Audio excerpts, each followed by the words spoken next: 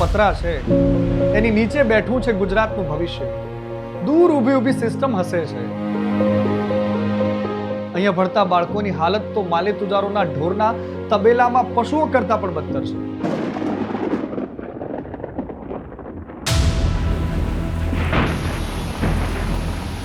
આજે ફરીથી એકવાર ગુજરાતના માથે મેઘ ગર્જના થઈ રહી છે.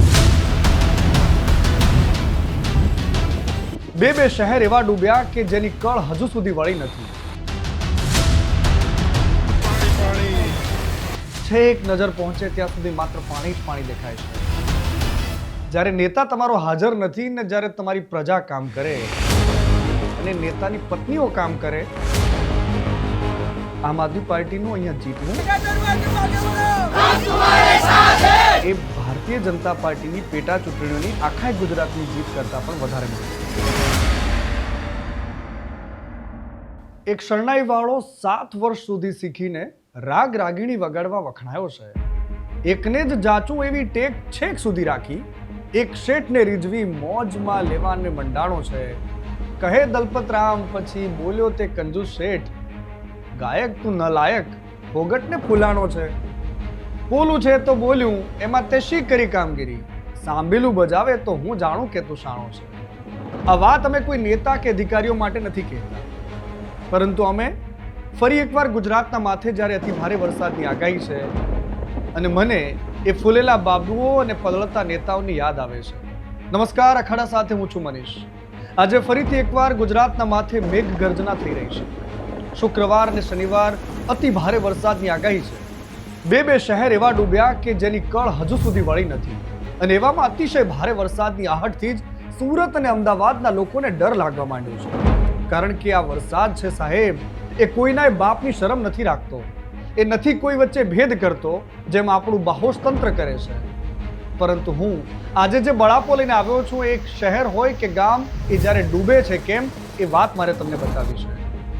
કેમ કે આજે પણ બાવળા, ધોળકા અને વિરમગામ જેવા વિસ્તારો પર તમે જશો તો તમને લાગશે કે ચારે કોર દરિયો પથરાયેલો પડ્યો છે. વિરમગામ, ધોલેરા અને એની આસપાસના વિસ્તારો પર માત્ર પાણીનું સામ્રાજ્ય છે. પાણી ઉતરતા નથી. છેક નજર પહોંચે ત્યાં સુધી માત્ર પાણી જ પાણી દેખાય છે.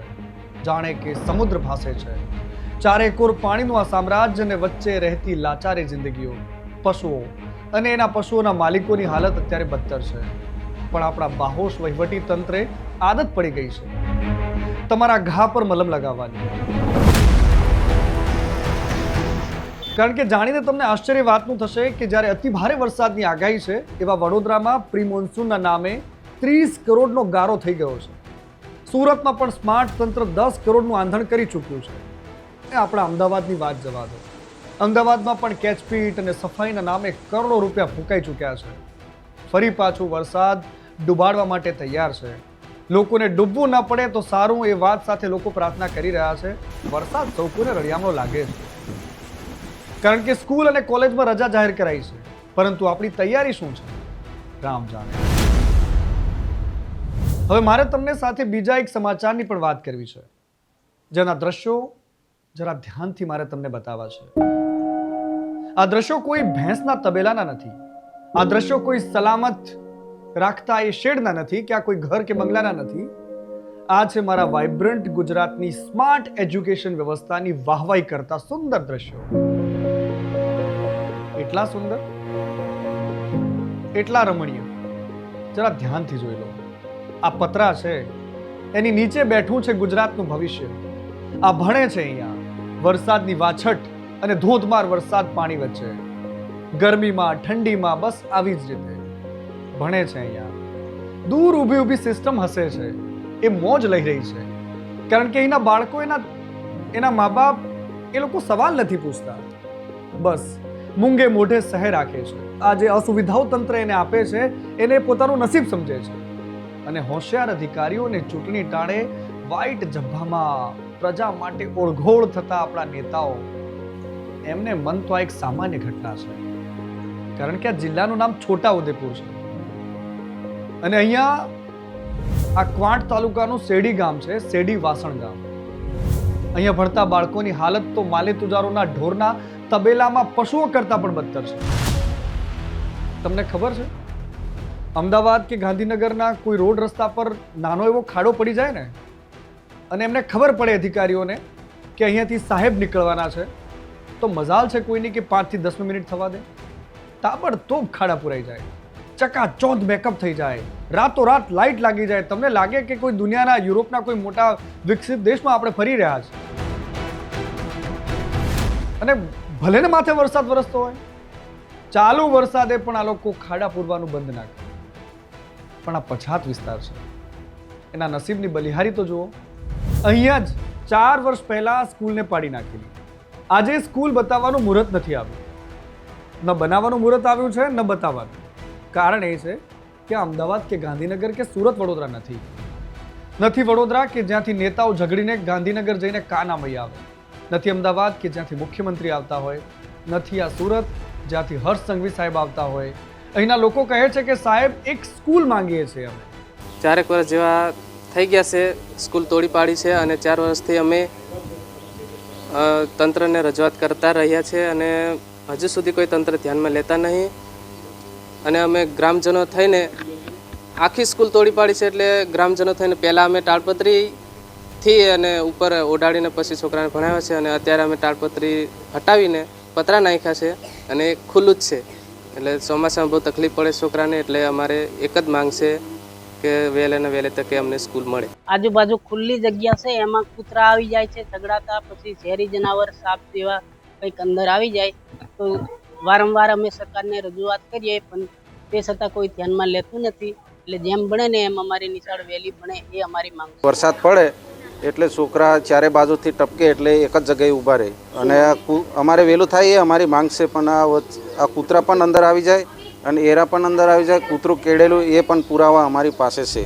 અમને શિક્ષણ મંત્રીઓ ખૂબ મળી ગયા. જીતુભાઈ શિક્ષણ મંત્રીમાંથી ખેતીવાળા મંત્રી બની ગયા અને પ્રફુલભાઈ શિક્ષણ મંત્રીમાંથી આરોગ્ય મંત્રી બની ગયા અને હવે પ્રદ્યુમનભાઈ આવ્યા છે. મંત્રીઓ બદલાયા પરંતુ આ શેરડીના શેડને કોઈ ન બદલી શક્યું. આ શેડને સ્કૂલના ઓરડામાં કોઈ ફેરવી ના શક્યું. સ્માર્ટ સ્કૂલોમાં ભમરડે ભમે છે સરકાર, તને પણ ગરીબોની નિશાળમાં શરમ આવે છે સરકાર. અને હવે વાત રાજનીતિની કરવી. રાજનીતિની ખરી કસોટી નેતાની ગેરહાજરીમાં થાય. નેતાઓની કસોટીની ખરી કસોટી જ્યારે ચૂંટણીના પરિણામોથી થાય એવું નથી.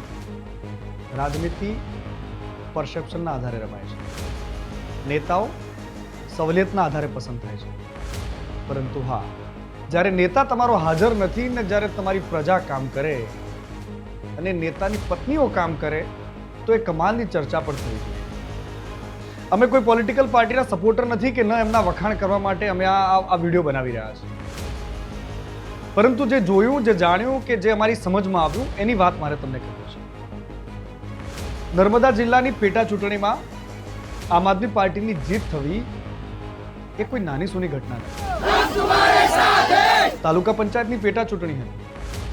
આમ આદમી પાર્ટીના ઉમેદવાર જીતે છે. અહીંયા ચર્ચાઓ એવી થઈ હતી કે અહીંયા પંચર પડી જશે. પંચર તો ધારાસભ્યને પાડીને પણ પડવાની ચર્ચાઓ હતી. વિધાનસભામાં એક ધારાસભ્ય ઓછા થાય કારણ કે એમને સજા 7 વર્ષની થઈ છે. હું વાત ચૈતર વસાવાની કરી રહ્યો છું. ચૈતર વસાવાની 2 પત્નીઓ છે. એકનું નામ છે વર્ષા વસાવા અને બીજાનું નામ છે શકુંતલા વસાવા. મોરચો આમ આદમી પાર્ટીએ જેટલો સંભાળ્યો એના કરતાં પણ વધારે મોરચો ચૈતર વસાવાની પત્નીઓએ સંભાળ્યો. મજાની વાત એ છે કે આ ચૂંટણીમાં આખા જિલ્લાની રાજનીતિ માત્ર એક બેઠક પર કેન્દ્રિત હતી.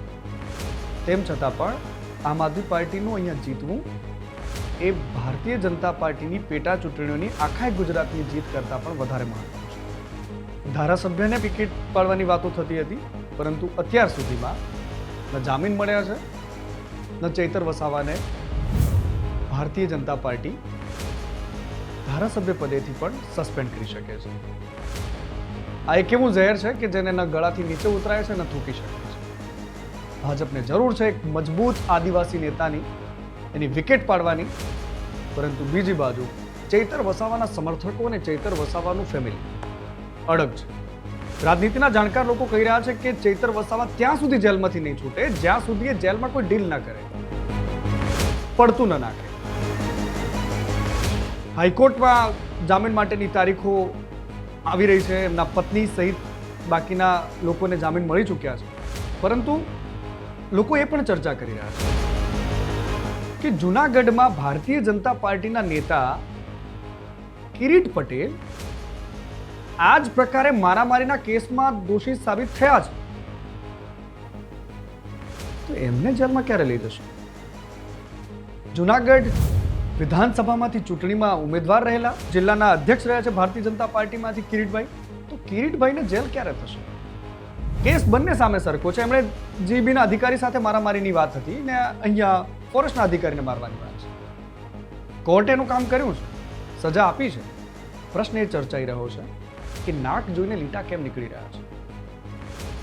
ખેર, તમને શું લાગે છે? શું તમને લાગે છે કે જે વિપક્ષના નેતાઓ છે એમને ટાર્ગેટ બનાવવામાં આવે છે? શું તમને લાગે છે કે ભારતીય જનતા પાર્ટીના નેતાઓને આ પ્રકારની સજા ન જ થઈ શકે? જે પણ તમને લાગે છે અમારી કોમેન્ટ બોક્સમાં જરૂરથી લખજો. તમને લાગે છે કે મારું એનાલિસિસ પ્રોપર વેમાં છે, તમને ગમે છે, અથવા તો અમે એક ન્યુટ્રલ વેમાં અમારી વાત રાખી રહ્યા છીએ અને નથી પણ રાખતા, તો તમને અમારા કાન અમળવાનો પૂરો અધિકાર છે. સજેશન આપજો, સલાહ આપજો, અમે માનીશું. તમારી દરેક કોમેન્ટ અમારા માટે ખૂબ મહત્વની છે. ચેનલને સબસ્ક્રાઇબ કરવાનું ભૂલતા નહીં. ન્યૂઝ ગુજરાત ઓફિશિયલના તમામ પ્લેટફોર્મ પર જાઓ અને ન્યૂઝ ગુજરાતને તમારું પ્રેમ આપો, સાથ આપો અને સહકાર આપો. મને રજા આપશો.